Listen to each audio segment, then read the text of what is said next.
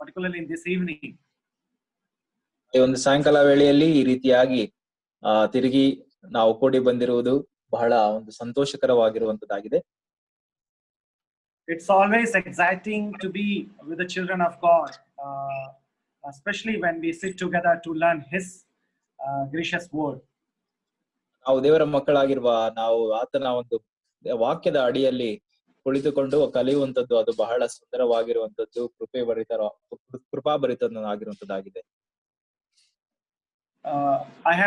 I got couple of feedbacks on Sunday, and I really thank God for using His word for His sake. ನನಗೆ ಕೆಲವು feedback ಗಳು ದೊರೆತಿರುವಂತದ್ದಾಗಿತ್ತು ಮತ್ತು ದೇವರಿಗೆ ನಾನು ಸ್ತೋತ್ರವನ್ನು ಸಲ್ಲಿಸ್ತೇನೆ.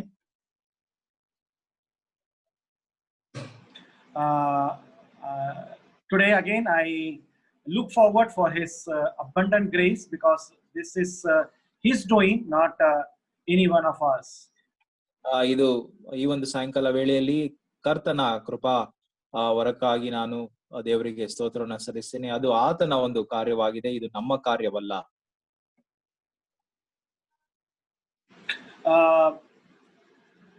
For today's meditation, I would just request you all to take your Bible and open Matthew, book of Matthew, Gospel of Matthew, chapter 8 and verses 1 to 4. ನಾವು ಈ ಒಂದು ಸಾಯಂಕಾಲ ಧ್ಯಾನದ ಅಧ್ಯಯನಕ್ಕೋಸ್ಕರ ಮತ್ತಾಯನು ಬರೆದ ಸುವಾರ್ತೆ 8ನೇ ಅಧ್ಯಾಯ 1ರಿಂದ 4ನೇ ವಚನದವರೆಗೂ ನಾವು ನೋಡುವವರಾಗಿರೋಣ. We have been seeing a series called Crisis to Christ. ನಾವು ಈ ಒಂದು ಸರಣಿಯನ್ನ ನಾವು ನೋಡುತ್ತಾ ಇದ್ದೇವೆ. ಈ ಒಂದು ಕ್ರೈಸಿಸ್, ಈ ಒಂದು ತೊಂದರೆಯ ಒಂದು ಸ್ಥಿತಿಯಿಂದ ಕ್ರಿಸ್ತನ ಕಡೆಗೆ ಹೋಗುವಂತದ್ದು, ಕ್ರೈಸಿಸ್ ಟು ಕ್ರೈಸ್ಟ್ ಎಂಬುದಾಗಿ. Last session we saw how a situational crisis can lead us into Christ. ಯಾವ ರೀತಿಯಾಗಿ ನಮ್ಮ ಒಂದು ಸ್ಥಿತಿಗತಿಗ ತೊಂದರೆಗಳು ಅದು ದೇವರ ಅಥವಾ ಕ್ರಿಸ್ತನ ಬಳಿಗೆ ನಡೆಸುವಂತದ್ದಾಗಿದೆ ಎಂಬುದಾಗಿ ನಾವು ನೋಡುತ್ತಾ ಬಂದಿದ್ದೇವೆ. A crisis of a situational kind where we have absolutely no control over, and how does we bring Christ into it, and how does He intervenes, and how does He takes the entire glory.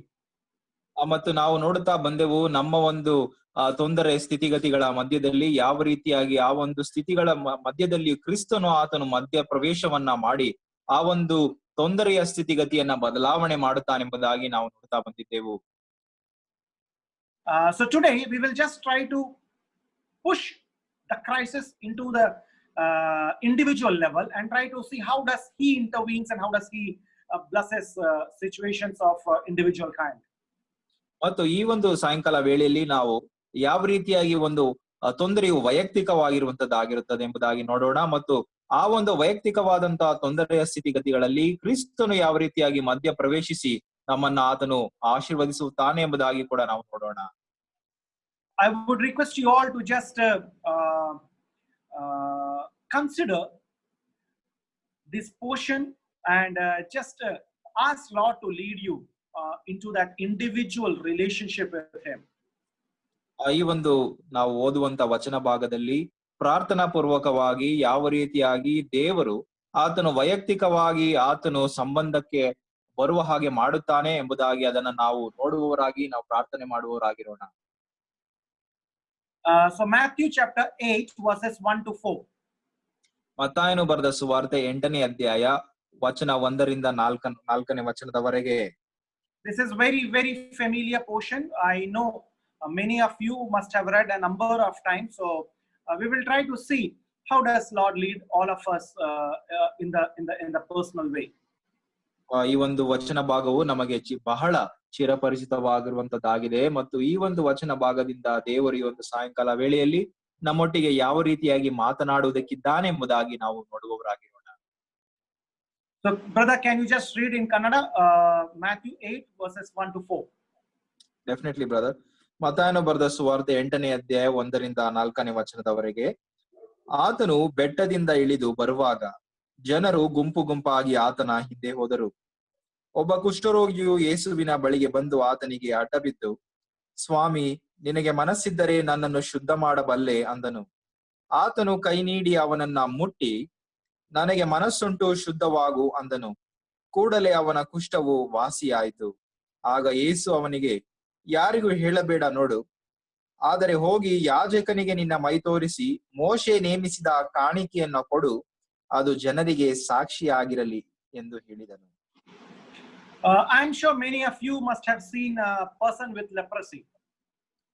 ಅನೇಕರು ನಿಮ್ಮಲ್ಲಿ ಈ ಒಂದು ಕುಷ್ಠ ರೋಗವನ್ನ ಹೊಂದಿರುವಂತ ವ್ಯಕ್ತಿಯನ್ನ ನೋಡಿದ್ದೇರೆ ಎಂಬುದಾಗಿ ನಾನು ಭಾವಿಸ್ತೇನೆ.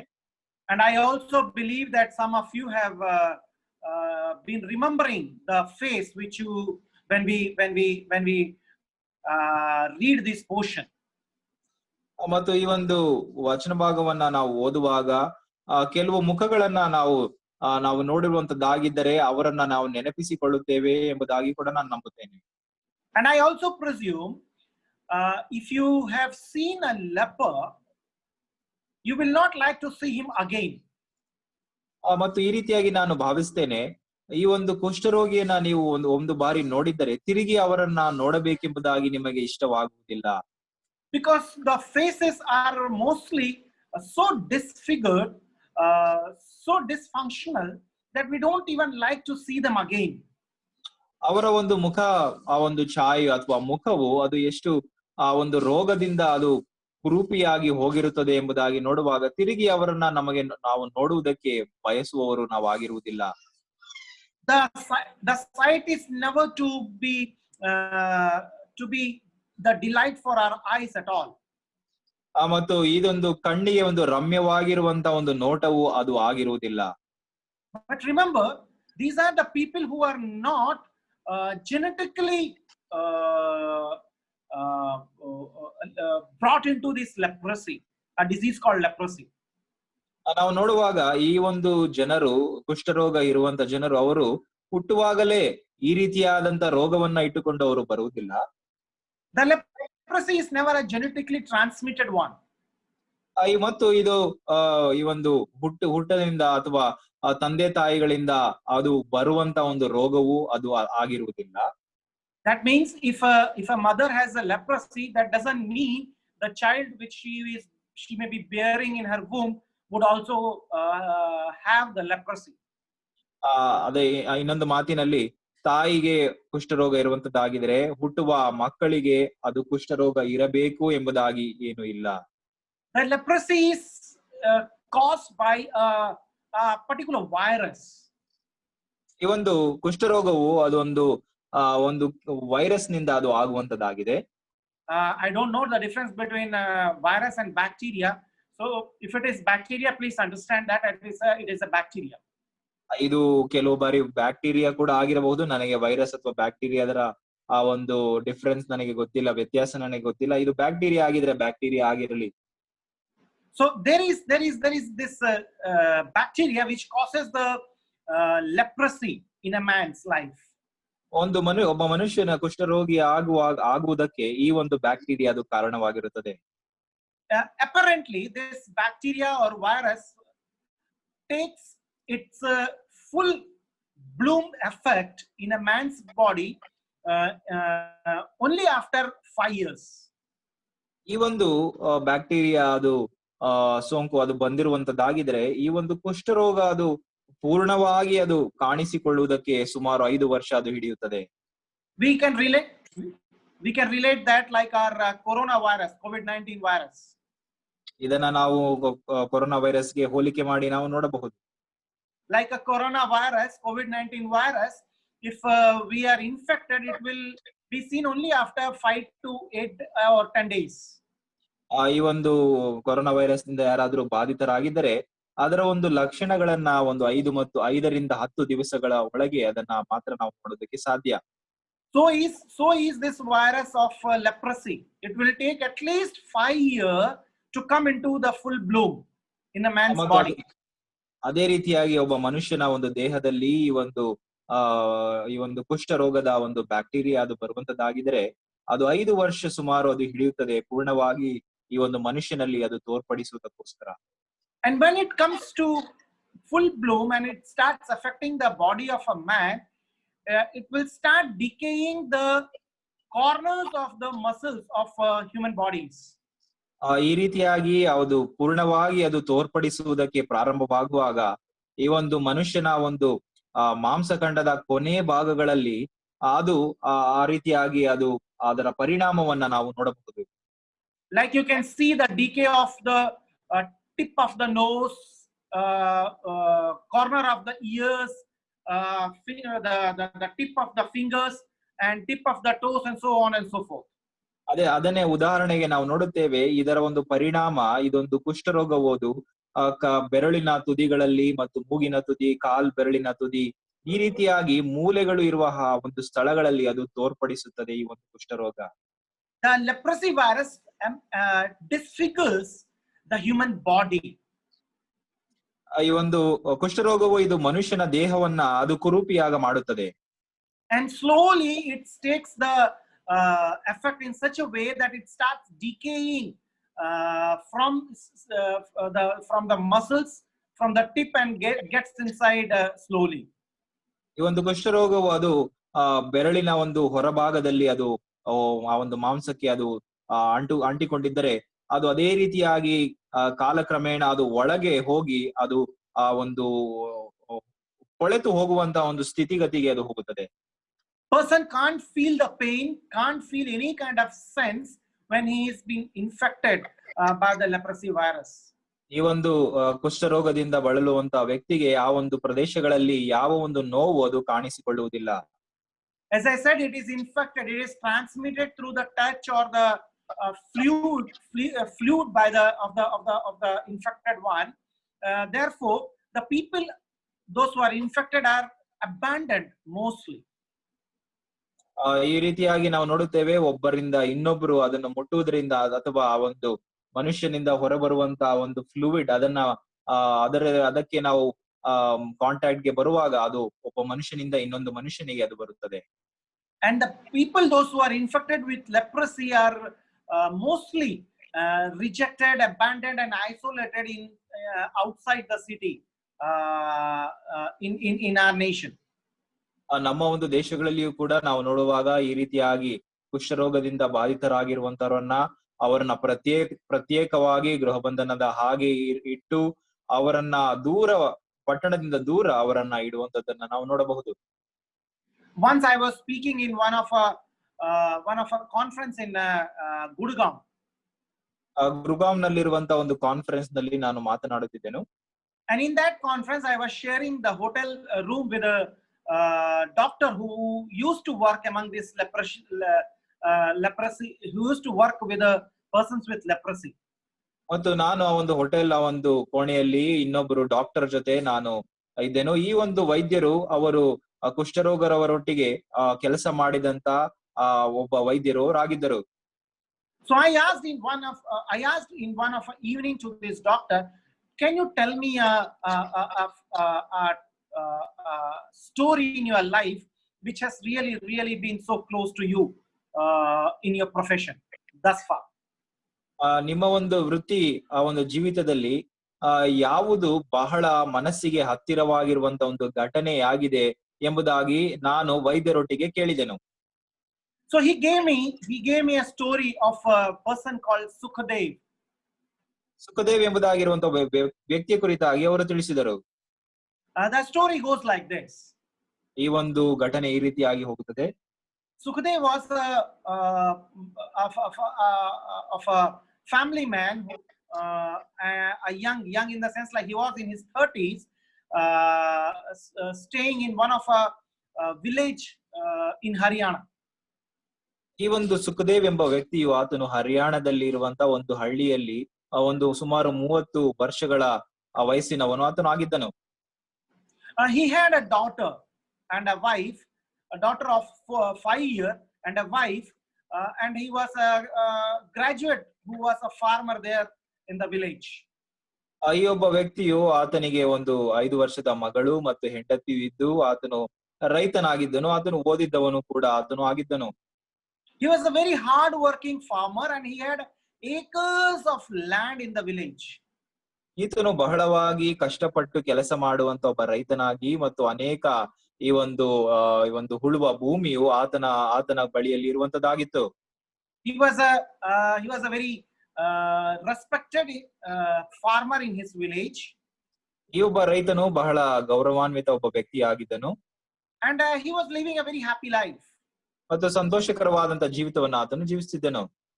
One day he was plowing his field, and then he realized that he was unable to hold some tools, farming tools in the field. ಒಂದು ದಿವಸ ಆತನು ಹೊಲದಲ್ಲಿ ಕೆಲಸ ಮಾಡುತ್ತಿರುವಾಗ ಆ ಒಂದು ಹೊಲದ ಒಂದು ಉಪಕರಣಗಳನ್ನ ಸರಿಯಾಗಿ ಹಿಡಿದುಕೊಳ್ಳುವುದಕ್ಕೆ ಆಗುತ್ತಿಲ್ಲ ಎಂಬುದಾಗಿ ಆತನು ಗಮನಿಸಿದನು. It happened week after week. ಮತ್ತು ಇದು ವಾರದ ನಂತರ ವಾರ ಆಗುವುದನ್ನು ಆತನು ಗಮನಿಸುತ್ತಾ ಬಂದನು. So he started realizing that he is unable to feel the touch of the tool whenever he held them. ಮತ್ತು ಆತನಿಗೆ ಅರ್ಥವಾಗುತ್ತಾ ಬಂದ ಒಂದು ಸಂಗತಿ ಏನೆಂದ್ರೆ, ಆ ಒಂದು ಉಪಕರಣವನ್ನ ಆತನು ಮುಟ್ಟುವಾಗ, ಉಪಯೋಗಿಸುತ್ತಿರುವಾಗ ಆ ಒಂದು ಸ್ಪರ್ಶದ ಅನುಭವ ಆತನಿಗೆ ಇಲ್ಲದೆ ಹೋಗುವುದನ್ನ ಆತನು ಅನುಭವಿಸುತ್ತಾ ಬಂದನು. He had a doubt in his mind of a disease called leprosy. ಆತನ ಮನಸ್ಸಿನಲ್ಲಿ ಇದು ಕುಷ್ಠರೋಗವಿರಬಹುದೋ ಏನೋ ಎಂಬುದಾಗಿ ಬಂತು. But he also had a fear that if he is been declared leper, he will be isolated and rejected and abandoned at the end. ಮತ್ತು ಈ ರೀತಿಯಾಗಿ ನಾನು ನಿಜವಾಗಿ ಕುಷ್ಠರೋಗದವನೇ ಆಗಿದ್ದರೆ ನನ್ನನ್ನ ಬಿಟ್ಟು ಬಿಡುತ್ತಾರೆ, ನನ್ನನ್ನ ದೂರ ಹಾಕುತ್ತಾರೆ ಎಂಬುದಾಗಿ ಆ ಒಂದು ಭಯವು ಆತನ ಮನಸ್ಸಿನಲ್ಲಿ ಪ್ರಾರಂಭವಾಯಿತು. So weeks change into months and months change into year. ಮತ್ತು ಈ ಒಂದು ವಾರಗಳು, ತಿಂಗಳುಗಳು ಮತ್ತು ವರ್ಷಗಳು ಅದು ಕಳೆದವು. And one evening he came back from his field and he was cleaning up his bucket outside his house. ಆತನು ಈ ರೀತಿಯಾಗಿ ಕೆಲಸ ಮಾಡುತ್ತಿರುವಾಗ ಮನೆ ಹತ್ತಿರ ಬಂದಾಗ ಆತನು ಒಂದು ಬಕೆಟ್ ಅನ್ನ ತೊಳೆಯುತ್ತಾ ಇದ್ದನು. To his surprise, he found a few drops of his blood spread all across his hands and feet. ಆತನ ಒಂದು ಕೈಗಳ ತುದಿಗಳಲ್ಲಿ ಮತ್ತು ಕಾಲ್ಗಳ ಬೆರಳಿನಲ್ಲಿ ಆ ರೀತಿಯಾದಂತ ಸುತ್ತಮುತ್ತಲಿನಲ್ಲಿ ಆ ಒಂದು ರಕ್ತವು ಅದನ್ನ ನೋಡಿದನು. He wanted to clean them up as soon as possible. ಅದನ್ನು ಆದಷ್ಟು ಬೇಗ ಆತನು ಸ್ವಚ್ಛ ಮಾಡಬೇಕೆಂಬುದಾಗಿ ಆತನು ಮುಂದಾದನು.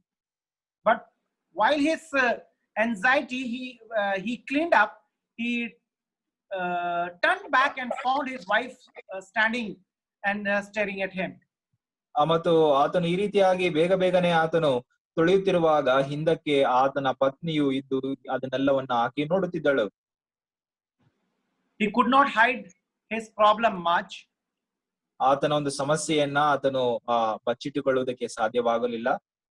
And his wife gave him a hug and requested him to go to the doctor. ಮತ್ತು ಆತನ ಒಂದು ಹೆಂಡತಿಯು ಬೇಗನೆ ನೀವು ವೈದ್ಯರ ಬಳಿಗೆ ಹೋಗಿರಿ ಎಂಬುದಾಗಿ ಆತನನ್ನ ಅಪ್ಪಿಕೊಂಡು ಹೇಳಿದಳು. That was the last touch he had received from any human being at that moment. ಮತ್ತು ಆ ಒಂದು ಕ್ಷಣದಲ್ಲಿ ಅದೇ ಒಂದು ಒಬ್ಬ ಮನುಷ್ಯನಿಂದ ಇನ್ನೊಬ್ಬ ಮನುಷ್ಯನಿಂದ ಆತನಿಗೆ ಆದಂತ ಸ್ಪರ್ಶವು ಅದಾಗಿತ್ತು. They went to the doctor and doctor declared him leprosy. ಮತ್ತು ಈತನು ಕುಷ್ಠರೋಗಿ ಆಗಿದ್ದಾನೆಂಬುದಾಗಿ ಅವರು ವೈದ್ಯರ ಬಳಿಗೆ ಹೋದಾಗ ಅವರು ತಿಳಿಸಿದರು. And he was directly taken from there to the leprosy colony which was outside of the city. ಮತ್ತು ಆ ಒಂದು ಪಟ್ಟಣದ ಹೊರಭಾಗದಲ್ಲಿರುವಂತಹ ಒಂದು ಕುಷ್ಠರೋಗಿಗಳು ಇರುವಂತಹ ಒಂದು ಕ್ಯಾಂಪ್ ನಲ್ಲಿ ಆತನನ್ನ ಹಾಕಿದರು. He used to stay there in the camp. ಆತನು ಆ ಒಂದು ಕ್ಯಾಂಪ್ ನಲ್ಲಿ ವಾಸಿಸುತ್ತಿದ್ದನು. Which was full of filth, a smell full of decaying flesh, and it was a place where people were staying who were rejected and abandoned from the community. ಮತ್ತು ಆ ಒಂದು ಸ್ಥಳವನ್ನ ನಾವು ನೋಡುವಾಗ ಅದು ಬಹಳ ದುರ್ವಾಸನೆಯಿಂದ ಕೂಡಿರುವಂತದ್ದಾಗಿತ್ತು ಮತ್ತು ಆ ಒಂದು ಮಾಂಸವು ಅದು ಕೊಳೆತು ಹೋಗುವಂತಹ ಒಂದು ಸ್ಥಿತಿ. ಈ ಒಂದು ಕ್ಯಾಂಪ್ ನಲ್ಲಿ ಅನೇಕ ಕುಷ್ಠರೋಗಿಗಳು ವಾಸ ಮಾಡುತ್ತಿದ್ದರು.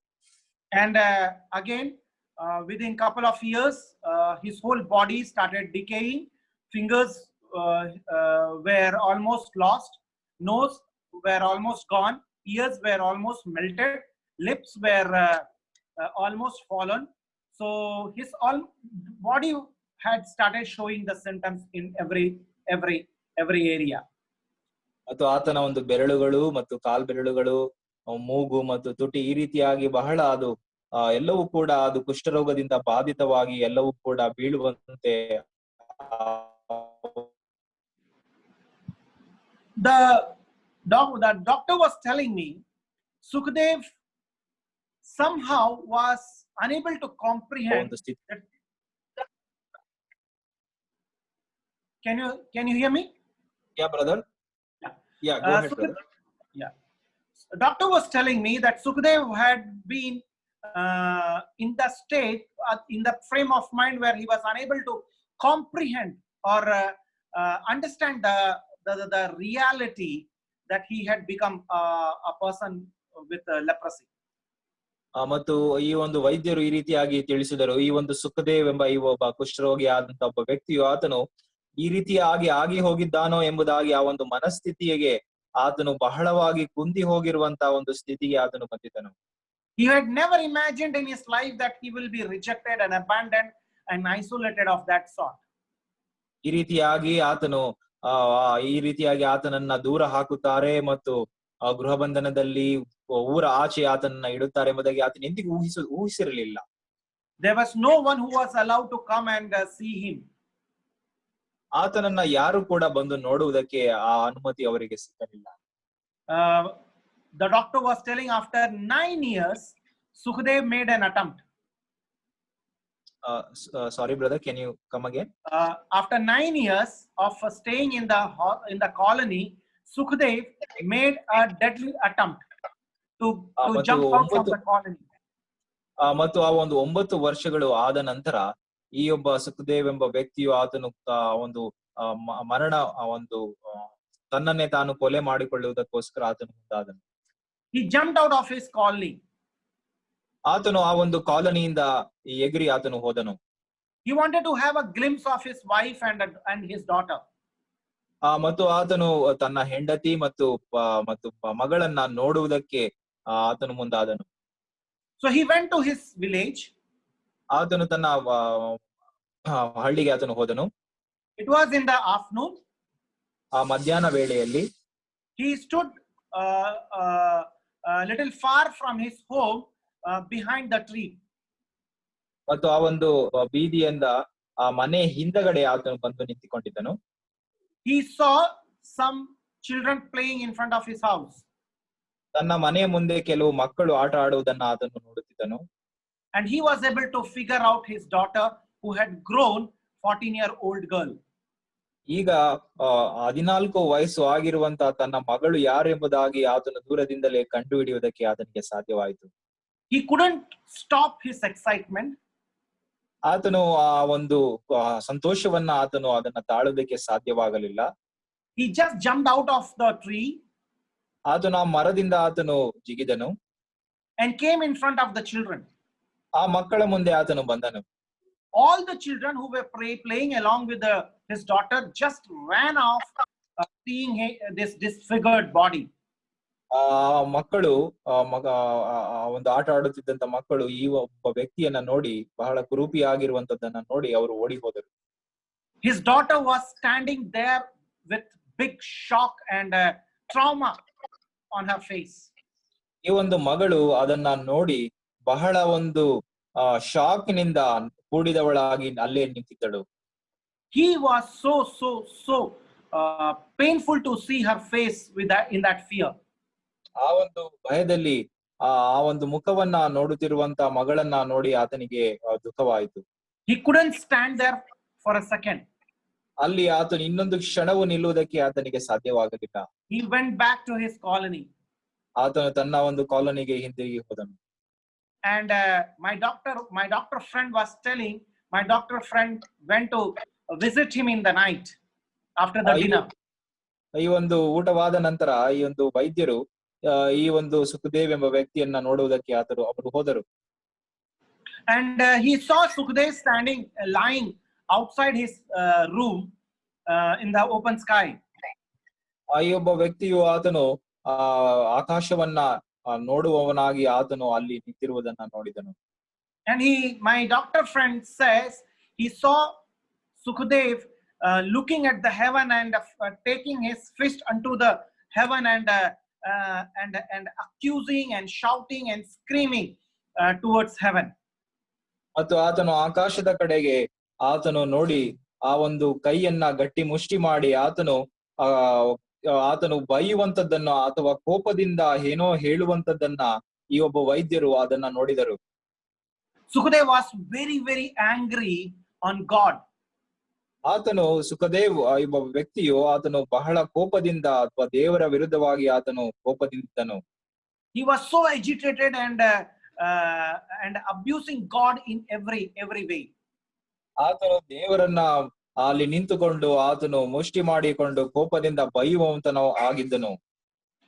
My beloved, now keep this story in mind and come to the portion which we just read from the scripture.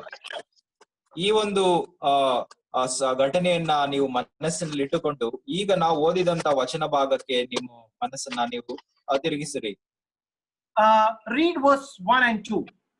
1 ಮತ್ತು 2ನೇ ವಚನವನ್ನ ನಾವು ನೋಡೋಣ. ಆತನು ಬೆಟ್ಟದಿಂದ ಇಳಿದು ಬರುವಾಗ ಜನರು ಗುಂಪು ಗುಂಪಾಗಿ ಆತನ ಹಿಂದೆ ಹೋದರು. ಒಬ್ಬ ಕುಷ್ಠರೋಗಿಯು ಯೇಸುವಿನ ಬಳಿಗೆ ಬಂದು ಆತನಿಗೆ ಅಡ್ಡ ಬಿದ್ದು, ಸ್ವಾಮಿ, ನಿನಗೆ ಮನಸ್ಸಿದ್ದರೆ ನನ್ನನ್ನು ಶುದ್ಧ ಮಾಡಿ ಬಲ್ಲೆ ಅಂದನು. Remember that lepers were not allowed to even come near to the congregation. ಈ ಒಂದು ಕುಷ್ಠರೋಗಿಗಳು ಜನರು ಇರುವಂತ ಒಂದು ಸಾಮೂಹಿಕವಾದಂತ ಪ್ರದೇಶದಲ್ಲಿ ಅವರಿಗೆ ಬರುವುದಕ್ಕೆ ಯಾವುದೇ ಆಸ್ಪದವಿರುತ್ತಿರಲಿಲ್ಲ. Even they came near to the vicinity, they were stoned. ಅವರು ಇನ್ನು ಸ್ವಲ್ಪ ಹತ್ತಿರ ಅಲ್ಲಿಂದ ಬರುವಂತರಾಗಿದ್ದರೆ ಕೂಡ ಅವರಿಗೆ ಕಲ್ಲೆಸೆದು ಅವರನ್ನ ದೂರ ಮಾಡುತ್ತಿದ್ದರು. They were so rejected, so abandoned that they had absolutely no human value. ಅವರು ಎಷ್ಟರ ಮಟ್ಟಿಗೆ ಅವರನ್ನ ಸಮಾಜದಿಂದ ತಿರಸ್ಕಾರ ಮತ್ತು ತ್ಯಜಿಸಲ್ಪಡುವಂತದ್ದನ್ನ ಅವರು ಮಾಡಿದ್ದರು ಎಂಬುದಾಗಿ ನೋಡುವಾಗ ಆ ಒಂದು ವ್ಯಕ್ತಿಗೆ ಯಾವ ಒಂದು ಮೌಲ್ಯವೇ ಇಲ್ಲದೆ ಹೋಗಿರುವಂತದ್ದನ್ನ ನಾವು ನೋಡುತ್ತೇವೆ. They were rejected in every sense. ಅವರನ್ನ ಎಲ್ಲಾ ಒಂದು ಹಂತದಲ್ಲಿಯೂ ಅವರನ್ನ ತಿರಸ್ಕಾರ ಮಾಡಿರುವಂತ ಒಬ್ಬ ವ್ಯಕ್ತಿಗಳನ್ನಾಗಿ ಅವರು ನೋಡಿದರು. You will find here also that Matthew is not giving this leper's name. ಇಲ್ಲಿ ಮತ್ತಾಯನು ಕೂಡ ಈ ಒಬ್ಬ ಕುಷ್ಠರೋಗಿಯ ಹೆಸರನ್ನು ಕೂಡ ಇಲ್ಲಿ ತಿಳಿಸಿಲ್ಲದೆ ಇರುವುದನ್ನ ನಾವು ನೋಡುತ್ತೇವೆ. And this is how the Old Testament treated the lepers at that era. ಅದನ್ನೇ ಈ ಒಂದು ರೀತಿಯಾಗಿ ಹಳೆ ಒಡಂಬಡಿಕೆಯಲ್ಲಿ ಕೂಡ ಕುಷ್ಠರೋಗಿಗಳನ್ನ ಯಾವ ರೀತಿಯಾಗಿ ನೋಡುತ್ತಾರೆ ಎಂಬುದಾಗಿ ನಾವು ನೋಡುತ್ತೇವೆ. Remember, this is usually this leprosy come not in the childhood, but usually this comes into the full bloom when you grow up in your adulthood. ಇದು ಈ ಒಂದು ರೋಗ ಅದು ಮಕ್ಕಳಿಗೆ ಅದು ಬರುವುದನ್ನ ನಾವು ನೋಡುವುದಿಲ್ಲ. ದೊಡ್ಡವರಾಗಿ ಅವರ ಒಂದು ಗುಣಲಕ್ಷಣಗಳು ಅದು ತೋರಿಸುವುದಕ್ಕೆ ಪ್ರಾರಂಭವಾಗುವುದನ್ನ ನಾವು ನೋಡುತ್ತೇವೆ. I believe in this way that this leper had heard about Christ Jesus. ನಾನು ಖಂಡಿತವಾಗಿ ಇದನ್ನ ನಂಬುತ್ತೇನೆ. ಈ ಒಬ್ಬ ಕುಷ್ಠರೋಗಿಯು ಯೇಸು ಕ್ರಿಸ್ತನ ವಿಷಯವಾಗಿ ಹೇಗೋ ಆತನು ಕೇಳಿದ್ದನು ಎಂಬುದಾಗಿ. And he had got some kind of hope in his life that this Judean child is going to give some solace in his life. Sorry brother, I didn't get that. He had got some kind of hope that this if anywhere if there is any hope available or provided, it can be only by Jesus Christ. ಈತನಿಗೆ ಒಂದು ನಂಬಿಕೆಯು ಒಂದು ಮನವರಿಕೆಯಾಗಿತ್ತು. ಏನೆಂದರೆ, ನನಗೆ ಯಾವುದಾದರೂ ನಿರೀಕ್ಷೆ ಇರುವಂತದ್ದಾಗಿದ್ರೆ ಅದು ಯೇಸು ಕ್ರಿಸ್ತನಲ್ಲಿಯೇ ಮಾತ್ರ ಆ ಒಂದು ನಿರೀಕ್ಷೆ ಸಿಗುತ್ತದೆ ಎಂಬುದಾಗಿ ಆತನಿಗೆ ಮನವರಿಕೆ ಆಗಿತ್ತು.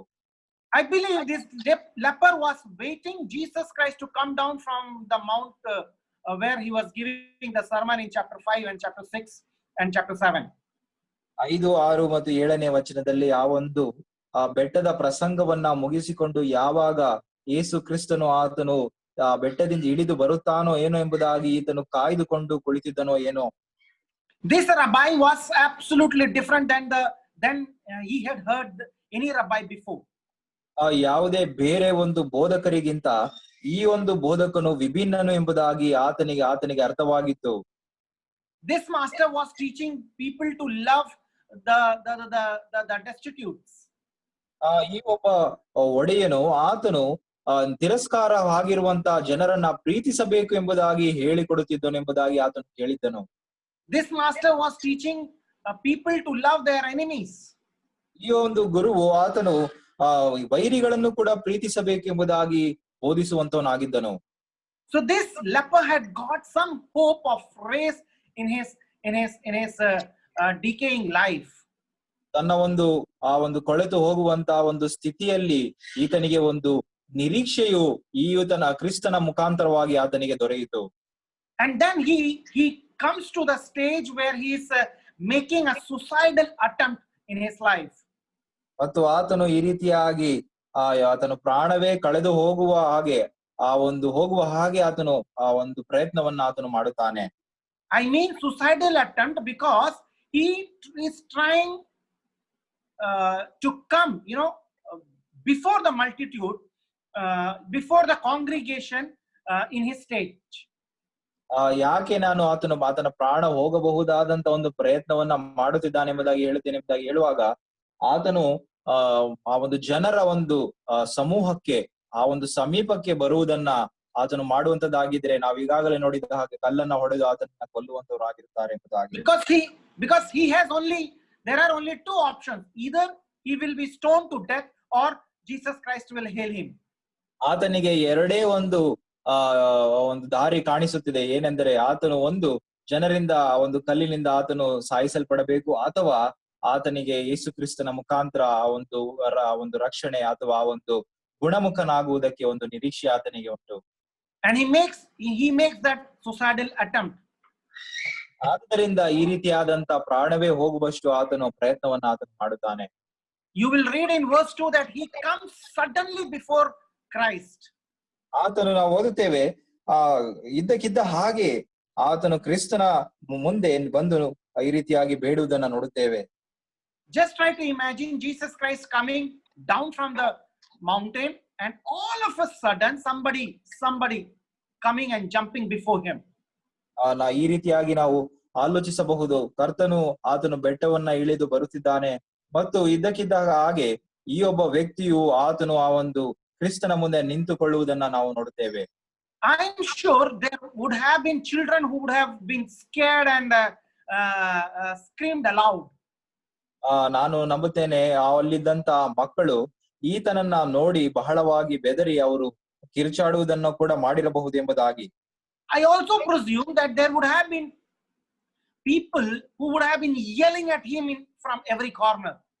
ಮತ್ತು ಅಲ್ಲಿದ್ದಂತ ಜನರು ಎಲ್ಲಾ ಕಡೆಯಿಂದ ಈತನ ವಿರುದ್ಧವಾಗಿ ಕೂಗುವುದನ್ನ ಕೂಡ ನಾನು ನೋಡುವನಾಗಿದ್ದೇನೆ. Because this was one of a greatest mistake he had attempted to commit. ಯಾಕೆಂದ್ರೆ ಆತನು ಈ ರೀತಿಯಾಗಿ ಮಾಡಿದ್ದು ಬಹಳ ದೊಡ್ಡ ತಪ್ಪು ಅದಾಗಿರಬಹುದು. But he was ready to do that.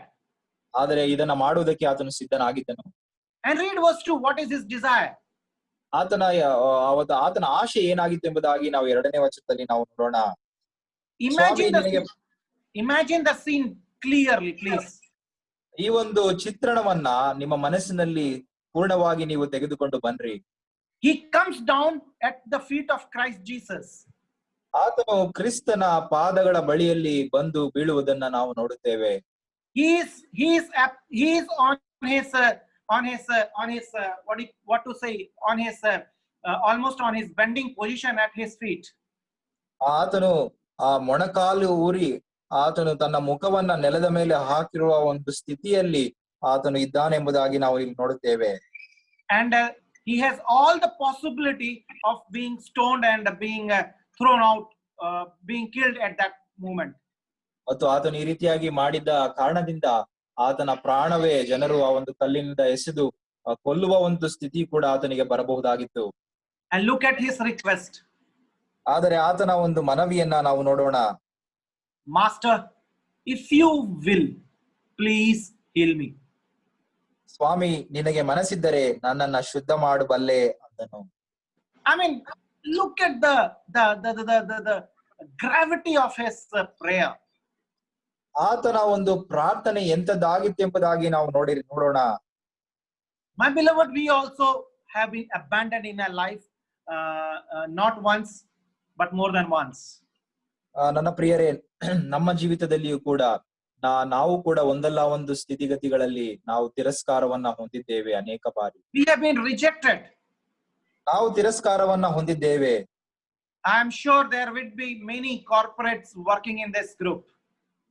ಈ ಒಂದು ಗುಂಪಿನಲ್ಲಿ ಕೇಳುವಂತ ಗುಂಪಿನಲ್ಲಿ ಅನೇಕರು ಕಾರ್ಪೊರೇಟ್ ಕಂಪನಿಗಳಲ್ಲಿ ನೀವು ಕೆಲಸ ಮಾಡುತ್ತಿದ್ದೀರಿ ಎಂಬುದಾಗಿ ನಾನು ನಂಬುತ್ತೇನೆ.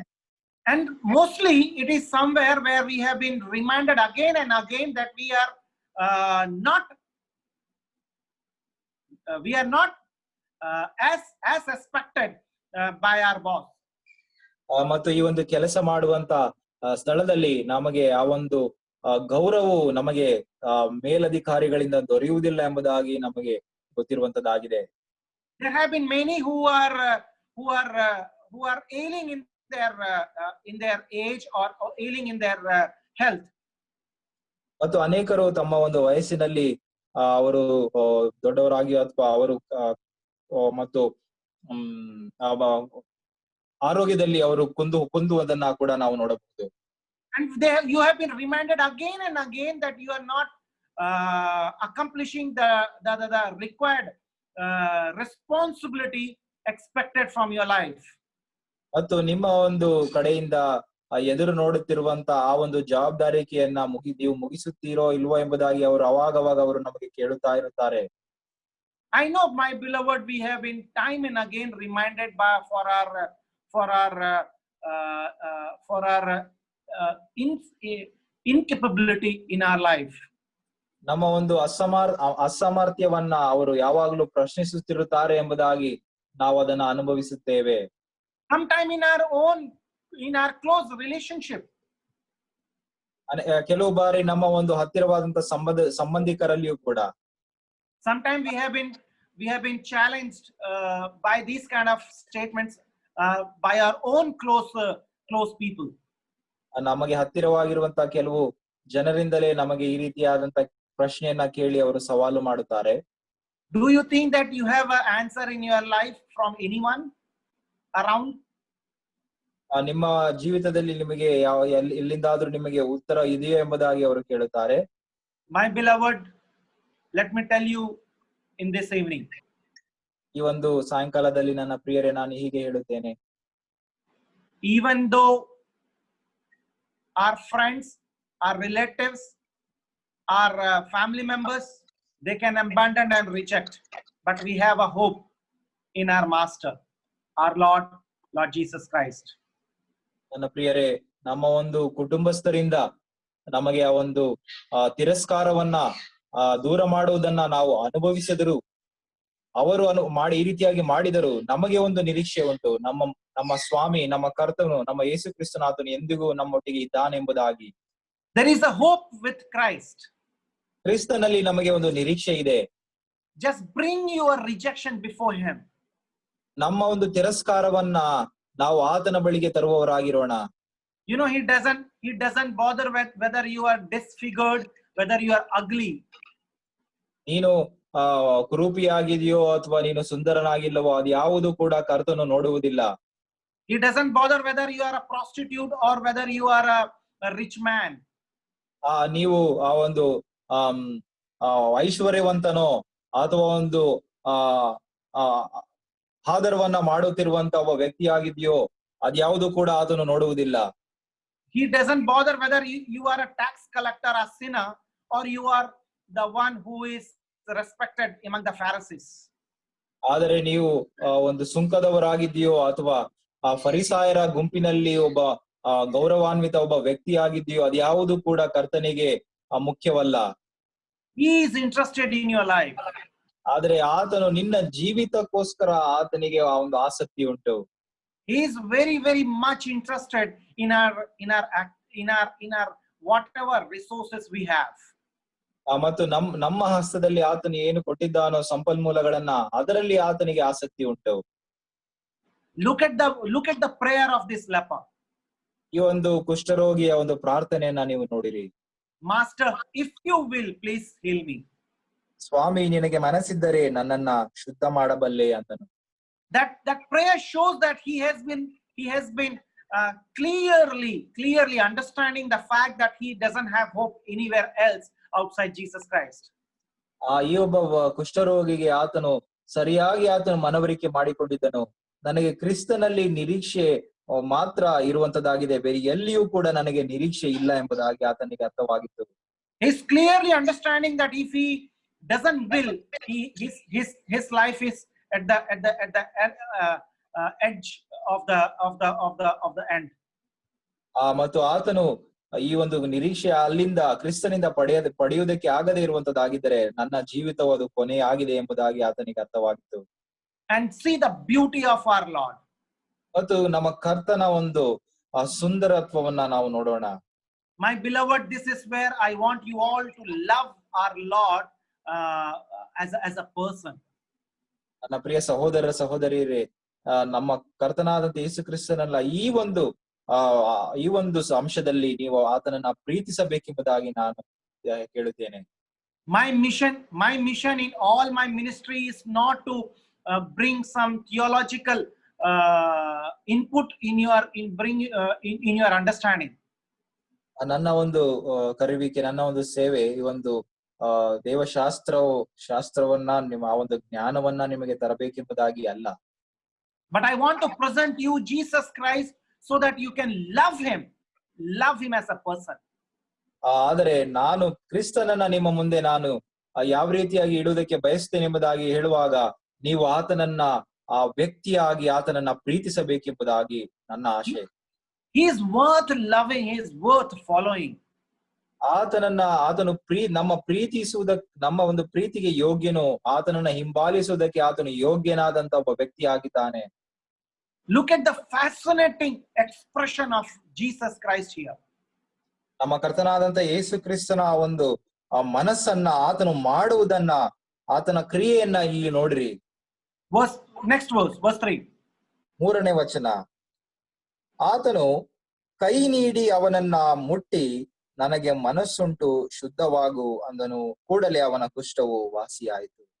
I always think what was the reason for Jesus Christ to touch and also speak about his healing. ಈ ಒಂದು ವಚನ ಭಾಗದಿಂದ ನಾನು ಈ ರೀತಿಯಾಗಿ ಆಲೋಚನೆ ಮಾಡುತ್ತೇನೆ, ಯಾಕೆ ಕರ್ತನಾದ ಯೇಸು ಕ್ರಿಸ್ತನು ಇಲ್ಲಿ ಆತನನ್ನ ಮುಟ್ಟಿ ಮಾತನಾಡಿ ಮತ್ತು ಅದಾನಂತರ ಆತನು ವಾಸಿ ಮಾಡುವಂತನಾಗಿದ್ದಾನೆ. I'll put the question in little more different way, one different way. ನಾನು ಇನ್ನೊಂದು ರೀತಿಯಾಗಿ ವಿಭಿನ್ನವಾಗಿ ಒಂದು ಪ್ರಶ್ನೆಯನ್ನ ನಾನು ಹಾಕುತ್ತೇನೆ ಇಲ್ಲಿ. Now just tell me, just think about it. Tell me, what did heal the leper? Whether the words of the Christ or whether the touch of the Christ? ಇಲ್ಲಿ ಒಂದು ಪ್ರಶ್ನೆಯನ್ನ ನಾನು ಈ ರೀತಿಯಾಗಿ ಕೇಳುತ್ತೇನೆ, ಈ ಒಬ್ಬ ಕುಷ್ಠರೋಗಿಯನ್ನ ವಾಸಿ ಮಾಡಿದ್ದು ಕ್ರಿಸ್ತನ ಒಂದು ಮಾತು ಅಥವಾ ವಾಕ್ಯವೋ ಅಥವಾ ಆತನು ಮುಟ್ಟಿರುವುದರಿಂದ ಆತನು ವಾಸಿ ಆಗಿದನೋ ಎಂಬುದಾಗಿ. He could have just said a word and he could have been healed. ಕ್ರಿಸ್ತನು ಆತನು ಒಂದು ಮಾತನ್ನ ಹೇಳಿದರೆ ಸಾಕು, ಆತನು ವಾಸಿ ಆಗುವುದಕ್ಕೆ ಸಾಧ್ಯವಾಗಿತ್ತು. Or in other way, he could have touched him and the leprosy would have gone. ಮತ್ತು ಇನ್ನೊಂದು ರೀತಿಯಲ್ಲಿ ಆತನು ಬರೇ ಮುಟ್ಟಿದರೆ ಸಾಕಾಗಿತ್ತು, ಆತನ ಕುಷ್ಠವು ಹೋಗುತ್ತಿತ್ತು. But my beloved, see the beauty, the fascinating thing of Christ Jesus. ಆದರೆ ನಮ್ಮ ಕ್ರಿಸ್ತನ ಒಂದು ಸುಂದರತ್ವವನ್ನ, ಆತನು ಮಾಡುವಂತ ಅದ್ಭುತವನ್ನ ನೀವು ಇಲ್ಲಿ ನೋಡಿರಿ. He is going against the system. ಆತನು ಅಲ್ಲಿದ್ದಂತ ಪದ್ಧತಿಯ ವಿರುದ್ಧವಾಗಿ ಹೋಗುತ್ತಿರುವಂತನಾಗಿದ್ದಾನೆ. He is valuing the human being. ಆತನು ಮನುಷ್ಯನಿಗೆ ಇರುವಂತ ಮೌಲ್ಯವನ್ನ ಆತನು ತೋರಿಸುತ್ತಾನೆ. Because each one of us are created in his image. ಯಾಕೆಂದ್ರೆ ನಾವು ಅಂದ್ರೆ ಮನುಷ್ಯರು ಎಲ್ಲರೂ ಕೂಡ ಆತನ ಒಂದು ಸಾದೃಶ್ಯದಲ್ಲಿ ಸ್ವರೂಪದಲ್ಲಿ ನಾವು ಉಂಟು ಮಾಡಲ್ಪಟ್ಟಿದ್ದೇವೆ. Whether we are black or whether we are white, whether we are educated or whether we are illiterate, he is interested in our lives. ನಾವು ಕಪ್ಪಾಗಿದ್ದೇವೋ ಬೆಳಪಾಗಿದ್ದೇವೋ, ನಾವು ಓದಿದ್ದೇವೋ ಓದಲಿಲ್ಲವೋ ಎಲ್ಲವೂ ಅದಲ್ಲ, ನಮ್ಮ ಜೀವಿತದಲ್ಲಿ ಆತನಿಗೆ ಒಂದು ಆಸಕ್ತಿ ಇರುವಂತದ್ದಾಗಿದೆ, ನಮ್ಮ ಒಂದು ಜೀವನ ಮೇಲೆ. Whether we are abled body or whether we are disabled body, He's interested, my beloved, in our lives. ನನ್ನ ಪ್ರಿಯರೇ, ನಮ್ಮ ಒಂದು ಶಾರೀರಿಕವಾಗಿ ನಾವು ಸುಖವಾಗಿದ್ದೇವೋ ಅಥವಾ ಅನಾರೋಗ್ಯವಾಗಿದ್ದೇವೋ ಅದರಲ್ಲಿಯೂ ಕೂಡ ದೇವರಿಗೆ ಆಸಕ್ತಿ ಇರುವಂತದ್ದಾಗಿದೆ. We may have made n number of mistakes in our past life, but He's interested in us. ನಮ್ಮ ಒಂದು ಹಿಂದಿನ ಒಂದು ಕಾಲದಲ್ಲಿ ನಾವು ಅನೇಕ ತಪ್ಪುಗಳನ್ನ ನಾವು ಮಾಡಿರಬಹುದು, ಆದರೂ ಸಹ ಈ ಒಂದು ಕ್ಷಣದಲ್ಲಿ ಆತನು ನಮ್ಮ ಒಂದು ಜೀವಿತದಲ್ಲಿ ಆತನು ಆಸಕ್ತನಾಗಿದ್ದಾನೆ. We may have a guilt because of the illicit relationship or because of some addiction. He's interested in our life. ನಮ್ಮ ಒಂದು ಜೀವಿತದಲ್ಲಿ ಕೆಟ್ಟದಾದಂತಹ ಒಂದು ಸಂಬಂಧ ಅಥವಾ ಬೇರೆ ಯಾವುದೋ ಒಂದು ಅಡಿಕ್ಷನ್ ನಲ್ಲಿ ನೀವು ಇರುವಂತದ್ದಾಗಿದ್ದರೂ ಸಹ ಕ್ರಿಸ್ತ ನಿಮ್ಮ ಜೀವಿತದಲ್ಲಿ ಆತನು ಆಸಕ್ತನಾಗಿದ್ದಾನೆ. Whether we are broken in heart or whether we are saddened by any situation, He is interested in our lives. ನಮ್ಮ ಒಂದು ಜೀವಿತದಲ್ಲಿ ಆತನು ನಾವು ದುಃಖದಲ್ಲಿ ಅಥವಾ ಹೃದಯವು ಮುರಿದು ಹೋಗಿರುವಂತ ಸ್ಥಿತಿಯಲ್ಲಿ ಇದ್ದರೂ ಸಹ ಆತನು ನಮ್ಮ ಜೀವಿತದಲ್ಲಿ ಆಸಕ್ತನಾಗಿದ್ದಾನೆ. He is fascinating. He's ready to embrace us as we are. ಆತನು ಬಹಳ ಸುಂದರವಾದಂತ ವ್ಯಕ್ತಿಯಾಗಿದ್ದಾನೆ. ಆತನು ನಮ್ಮನ್ನ ಅಪ್ಪಿಕೊಂಡು ಆತನು ನಮ್ಮೊಟ್ಟಿಗೆ ಆತನು ಬರುವಂತನಾಗಿದ್ದಾನೆ. He touches this leper and he says, I will that you should be healed. ಆತನು ಈ ಒಂದು ಕುಷ್ಠರೋಗಿಯನ್ನ ಮುಟ್ಟಿ ನನಗೆ ಮನಸ್ಸುಂಟು, ನೀನು ಶುದ್ಧನಾಗು, ಅದು ಗುಣವಾಗು ಎಂಬುದಾಗಿ ಆತನು ಹೇಳುತ್ತಾನೆ. You know, my beloved, the beauty of the next verse. ನನ್ನ ಪ್ರಿಯರೆಯ ಆ ಒಂದು ಮುಂದಿನ ವಚನದ ಸುಂದರತ್ವವನ್ನ ನಿಮಗೆ ನಾನು ತಿಳಿಸುತ್ತೇನೆ. Read next verse. 4ನೇ ವಚನವನ್ನ ನಾವು ಓದಿಕೊಳ್ಳೋಣ. ಆಗ ಯೇಸು ಅವನಿಗೆ, ಯಾರಿಗೂ ಹೇಳಬೇಡ ನೋಡು, ಆದರೆ ಹೋಗಿ ಯಾಜಕನಿಗೆ ನಿನ್ನ ಮೈ ತೋರಿಸಿ ಮೋಶೆ ನೇಮಿಸಿದ ಕಾಣಿಕೆಯನ್ನ ಕೊಡು, ಅದು ಜನರಿಗೆ ಸಾಕ್ಷಿಯಾಗಲಿ ಎಂದು ಹೇಳಿದನು. The beauty is this leper was immediately healed.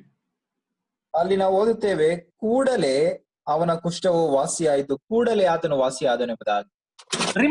Remember that leper was below the waist of Jesus Christ. ನಮ್ಮ ಕರ್ತನಾದಂತ ಯೇಸು ಕ್ರಿಸ್ತನ ಒಂದು ಕೆಳಭಾಗದಲ್ಲಿ ಆತನು ಮೊಣಕಾಲೂರಿ ಕುಷ್ಠರೋಗಿ ಇರುವುದನ್ನ ನಾವು ನೋಡಬಹುದು. I believe I picturize in this way. ನಾನು ಈ ರೀತಿಯಾಗಿ ಅದನ್ನ ನನ್ನ ಮನಸ್ಸಿನಲ್ಲಿ ಚಿತ್ರವನ್ನ ಹಾಕುತ್ತೇನೆ. Jesus bent down to just touch him. ಕ್ರಿಸ್ತನು ಆತನು ತಾನು ಬೊಗ್ಗಿ ಈ ಒಬ್ಬ ಕುಷ್ಠರೋಗಿಯನ್ನ ಮುಟ್ಟುವುದಕ್ಕೋಸ್ಕರ ಮಾಡಿದನು. And when he bent down, when he touched Jesus touched the leper was healed. ಆತನು ಬೊಗ್ಗಿ ಆ ಕುಷ್ಠರೋಗಿಯನ್ನ ಮುಟ್ಟಿದ ನಂತರ ಆ ಕುಷ್ಠರೋಗಿಯ ವಾಸಿ ಆಯ್ತು ಎಂಬುದಾಗಿ ನಾನು ನಂಬುತ್ತೇನೆ. And Jesus Christ is just holding him and bringing him and embracing him. That's what I understand.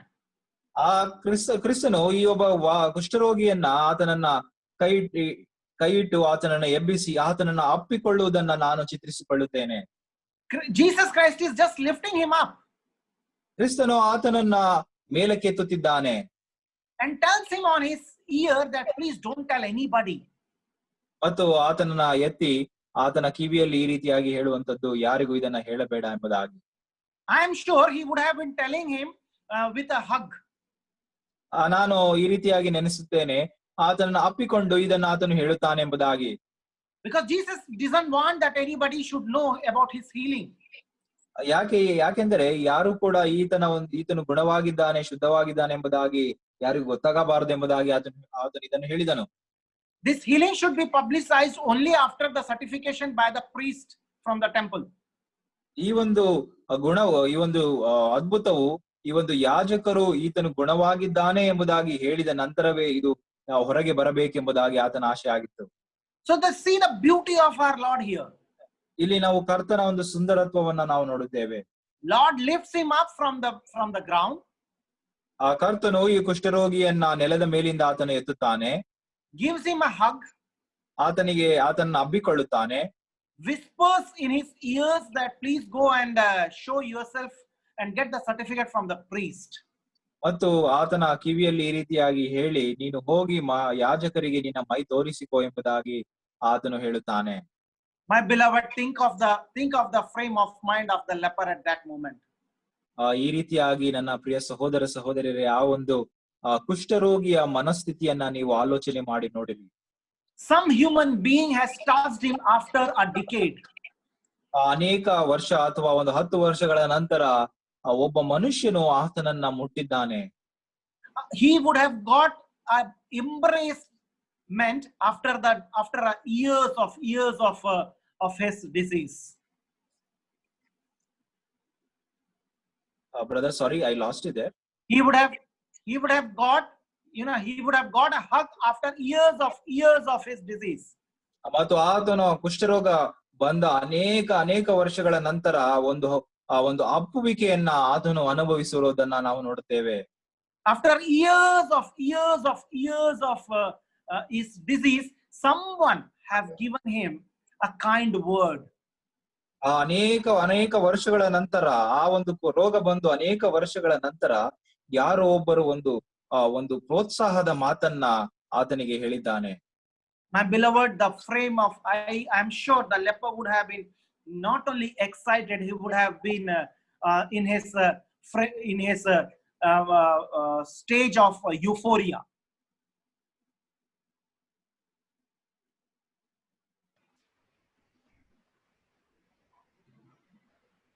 Hello, brother, did you hear? Yes, brother.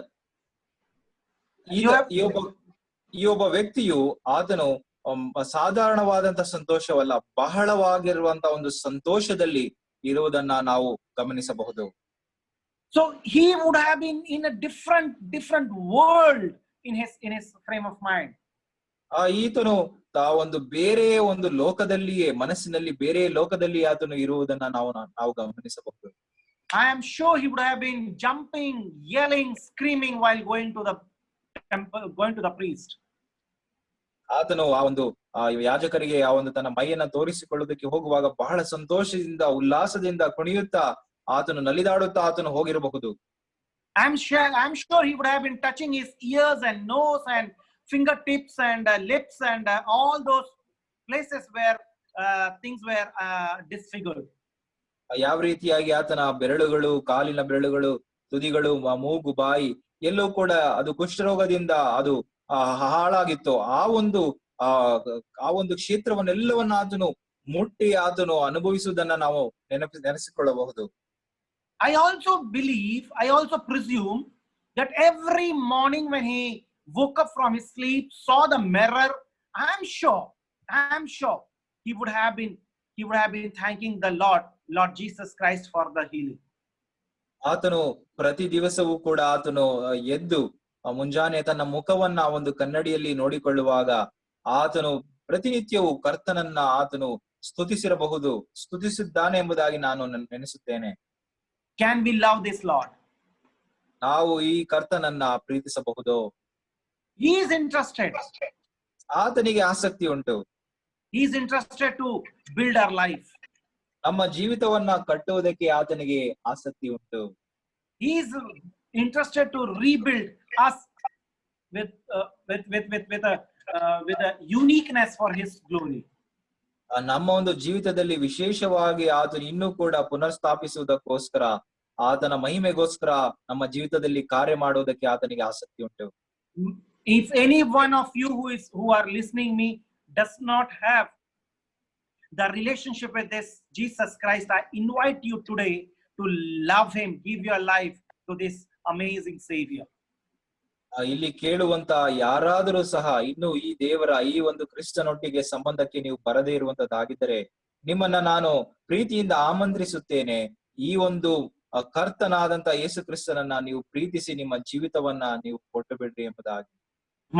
My friends, you may be in any situation, in any guilt, or you may be in any rejection. He is ready to embrace you as you are. ನನ್ನ ಪ್ರಿಯರೇ, ನೀವು ಯಾವುದೇ ಒಂದು ಸ್ಥಿತಿಯಲ್ಲಿ, ಯಾವುದೇ ಒಂದು ನೋವಿನಲ್ಲಿ ಅಥವಾ ಅಳುಕಿನಲ್ಲಿ ನೀವು ಜೀವಿಸುತ್ತಿದ್ದರೆ ನಿಮ್ಮ ಜೀವಿತವನ್ನ ಆತನು ಸರಿಪಡಿಸುವುದಕ್ಕೆ ಆತನು ಸಿದ್ಧನಾಗಿದ್ದಾನೆ. ನೀವು ಆತನ ಬಳಿಗೆ ಹೋಗಿ ನಿಮ್ಮ ಜೀವಿತವನ್ನ ಆತನ ಹಸ್ತಕ್ಕೆ ಒಪ್ಪಿಸಿ ಬಿಡ್ರಿ. He loved you to give himself on the cross of Calvary. ಆತನು ಎಷ್ಟರ ಮಟ್ಟಿಗೆ ನಮ್ಮನ್ನ ಪ್ರೀತಿಸಿದನು ಎಂಬುದಾಗಿ ನೋಡುವಾಗ ತನ್ನನ್ನೇ ಆತನು ಶಿಲುಬೆಯ ಮರಣದಲ್ಲಿ ಒಪ್ಪಿಸಿಕೊಡುವುದಕ್ಕೋಸ್ಕರ ತನ್ನನ್ನೇ ಒಪ್ಪಿಸಿಕೊಟ್ಟನು ಎಂಬುದಾಗಿ ನೋಡುತ್ತೇವೆ. We were supposed to die for our sins. ಆತನು ನಮ್ಮ ಒಂದು ಪಾಪಗಳಿಗೋಸ್ಕರ ಸಾಯುವುದಕ್ಕೆ ಬಂದನು. But he died taking our sins on the cross of Calvary. ನಮ್ಮ ಪಾಪಕ್ಕೋಸ್ಕರ ನಾವು ಆ ಒಂದು ಮರಣದ ಒಂದು ಸ್ಥಿತಿಯನ್ನ ಶಿಕ್ಷೆಯನ್ನ ಅನುಭವಿಸಬೇಕಾಗಿತ್ತು. ಆದರೆ ಆತನು ನಮ್ಮ ಪಾಪಕ್ಕೆ ನಮ್ಮ ಬದಲಾಗಿ ಆತನು ಪ್ರಾಣವನ್ನ ಕೊಟ್ಟನು. We were not better than this leper. ನಾವು ಈ ಒಂದು ಕುಷ್ಠರೋಗಿಯಿಂದ ಏನೋ ಉನ್ನತ ಸ್ಥಾನದಲ್ಲಿ ನಾವು ಇರಲಿಲ್ಲ. We are also rejected by God. ನಾವು ಕೂಡ ದೇವರಿಂದ ತಿರಸ್ಕಾರ ನಾವು ಹೊಂದಿರುವಂತದ್ದಾಗಿದ್ದೆವು. We are rejected by God because we are sinners. ಯಾಕೆಂದರೆ ನಾವು ಪಾಪಿಗಳು ಆಗಿದ್ದೆವು. And when we are abandoned from God, rejected by God because of our sins, there is one who had to free us from this sin. ನಾವು ಪಾಪದ ಒಂದು ಸ್ಥಿತಿಗತಿಯಲ್ಲಿ ನಾವು ಇರುವಾಗ ನಮ್ಮನ್ನ ಪಾಪದಿಂದ ಬಿಡುಗಡೆ ಮಾಡುವುದಕ್ಕೋಸ್ಕರ ಯಾರೋ ಒಬ್ಬ ರಕ್ಷಕನು ಬೇಕಾಗಿತ್ತು. He gave his son Jesus Christ to die on the cross of Calvary for our sins. ನಮ್ಮ ಪಾಪದಿಂದ ನಮ್ಮನ್ನ ಬಿಡುಗಡೆ ಮಾಡುವುದಕ್ಕೋಸ್ಕರ ತನ್ನ ಒಬ್ಬನೇ ಮಗನನ್ನ ಆತನು ಶಿಲುಬೆಯಲ್ಲಿ ಆತನು ಕೊಟ್ಟನು. And when we believe in him, when we start giving our life in his hand, when we accept him as our Lord, he gives us a new life, a life which is called the child of God. ಮತ್ತು ಈ ಕರ್ತನಾದಂತ ಯೇಸು ಕ್ರಿಸ್ತನನ್ನ ನಾವು ನಮ್ಮ ಹೃದಯದಲ್ಲಿ ನಾವು ನಂಬಿ ಆತನನ್ನ ಒಡೆಯನನ್ನಾಗಿ ರಕ್ಷಕನನ್ನಾಗಿ ನಾವು ಸ್ವೀಕರಿಸುವಾಗ ನಮಗೆ ದೇವರ ಮಕ್ಕಳಾಗುವುದಕ್ಕೆ ಇರುವಂತಹ ಒಂದು ಪದವಿಯನ್ನ ಅಧಿಕಾರವನ್ನ ಆತನು ಕೊಡುತ್ತಾನೆ. So any one of you who are listening who do not have the personal relationship with this Lord, I invite you today to accept him as your Lord and your Savior. ಇಲ್ಲಿ ಕೇಳುವವರು ಯಾರಾದರೂ ಕೂಡ ಇನ್ನು ಈ ಒಂದು ಸಂಬಂಧಕ್ಕೆ ಬರದೇ ಇರುವಂತರಾಗಿದ್ದರೆ ನಾನು ನಿಮ್ಮನ್ನ ಪ್ರೀತಿಯಿಂದ ಆಮಂತ್ರಿಸುತ್ತೇನೆ. ಈ ಒಂದು ಯೇಸು ಕ್ರಿಸ್ತನನ್ನ ನಿಮ್ಮ ಸ್ವಂತ ರಕ್ಷಕನನ್ನಾಗಿಯೂ ಒಡೆಯನನ್ನಾಗಿಯೂ ನೀವು ಸ್ವೀಕರಿಸಿಕೊಳ್ಳಿರಿ ಎಂಬುದಾಗಿ ನಾನು ಕೇಳಿಕೊಳ್ಳುತ್ತೇನೆ. My friends, he is worth following. ನನ್ನ ಪ್ರಿಯ ಸ್ನೇಹಿತರೆ, ಈತನು ಹಿಂಬಾಲಿಸುವುದಕ್ಕೋಸ್ಕರ ಯೋಗ್ಯನಾಗಿರುವಂತಹ ವ್ಯಕ್ತಿಯಾಗಿದ್ದಾನೆ. Your friends, your families, your social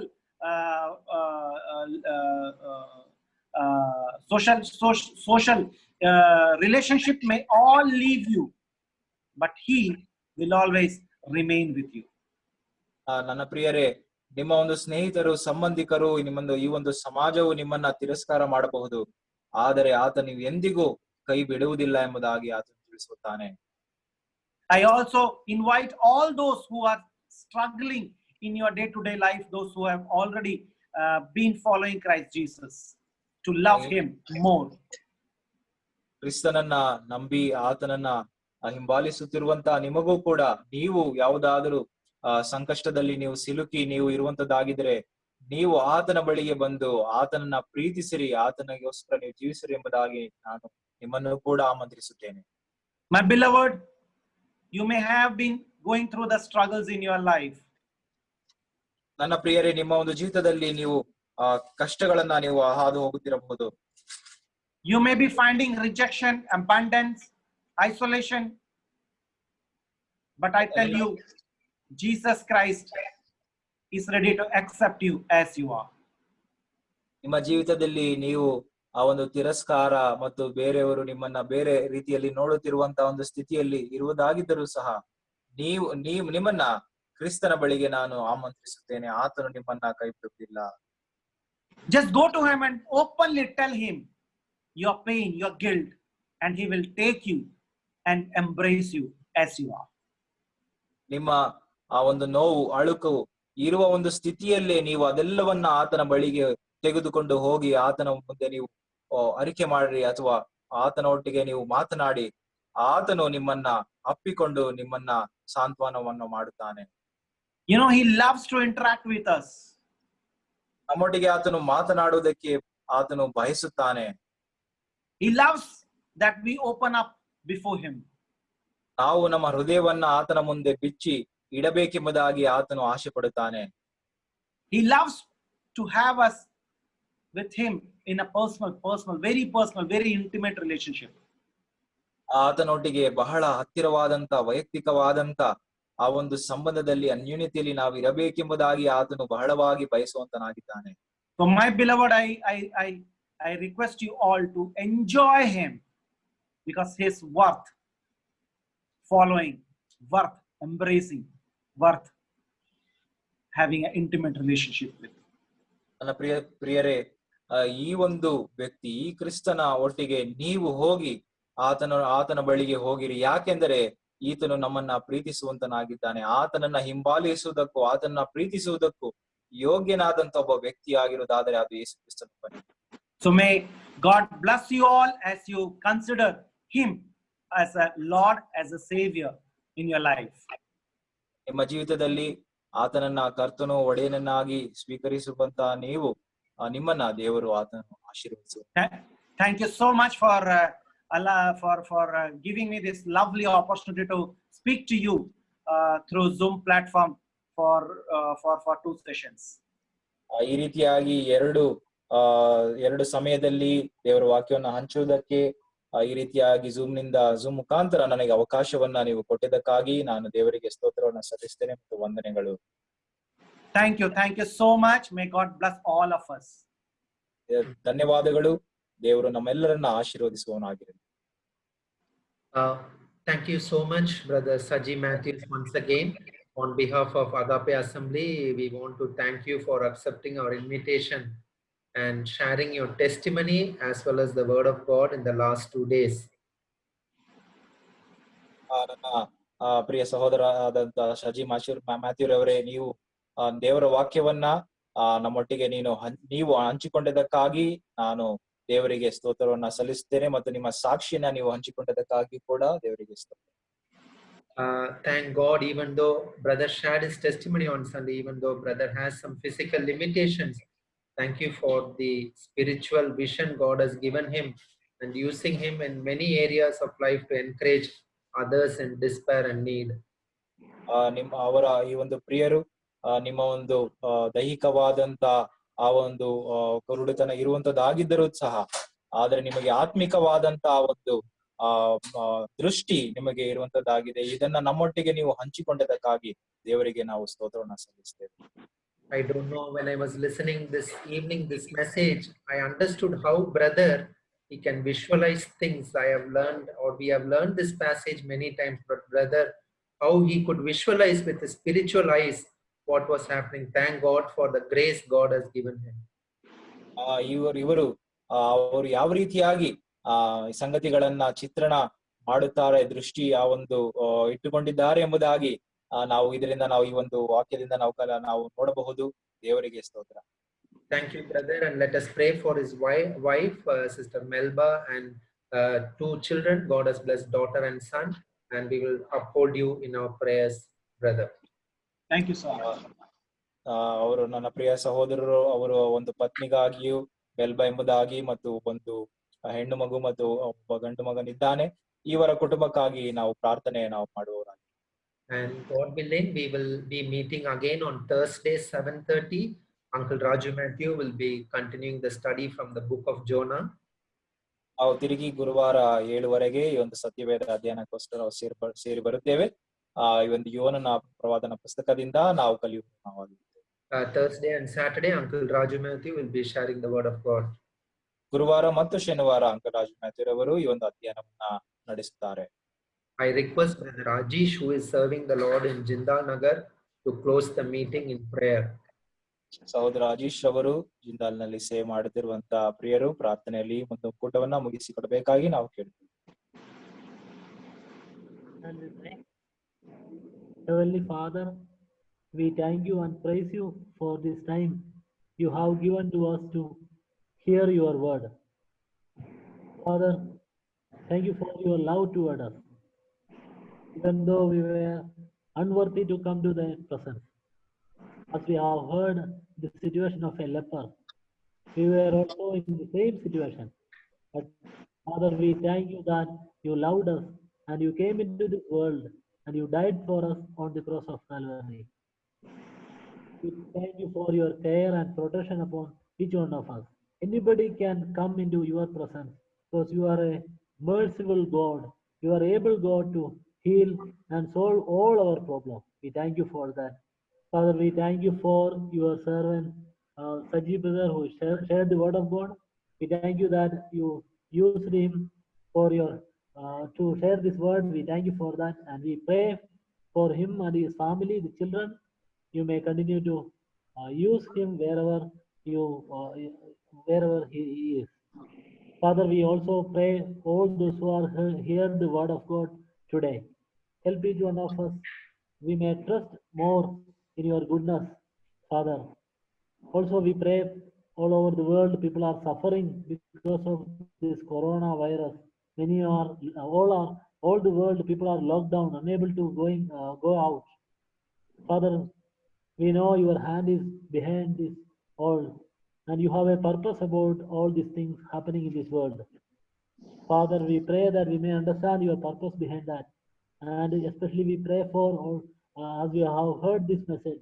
Anyone who is not, anyone is there who is not believed in you, Father, we pray that that person may be believe in you and be a saved person.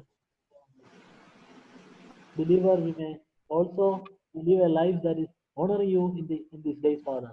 We committing all of in your hand. We pray in the name of our Lord and Savior Jesus Christ. Amen. Thank you, Brother Rajesh. Thank you, Brother Rohit, for translating as well.